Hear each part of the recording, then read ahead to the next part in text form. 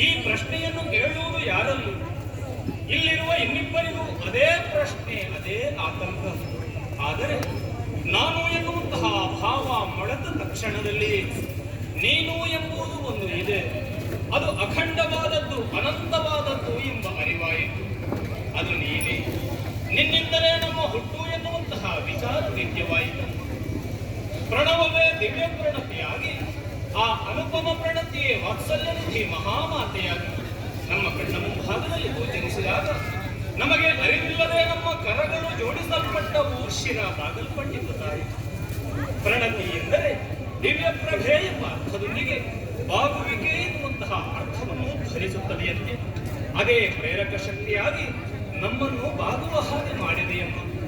ನಮಗಿಂತಲೂ ಆದಿಯವಳು ನೀನು, ಮಾಯಾ ಸ್ವರೂಪಳು. ಹಾಗಾಗಿ ಆದಿಮಾಯಾ ಎನ್ನುವ ಹಾಗೇನು ತೆಗೆಯುತ್ತಾ ಇದ್ದೇನೆ. ದಯಾ ಸಾಗರೆಯಾದ ನಿತ್ಯ ನಿರ್ಮಲೆಯಾದಂತಹ ನೀನೇ ನಮಗೆ ಸತ್ಪಥವನ್ನು ತೋರಿ ಮುನ್ನಡೆಸಬೇಕು ಎನ್ನುವ ಹಾಗೆ ಭಕ್ತಿಯ ಪ್ರಾರ್ಥನೆಯನ್ನು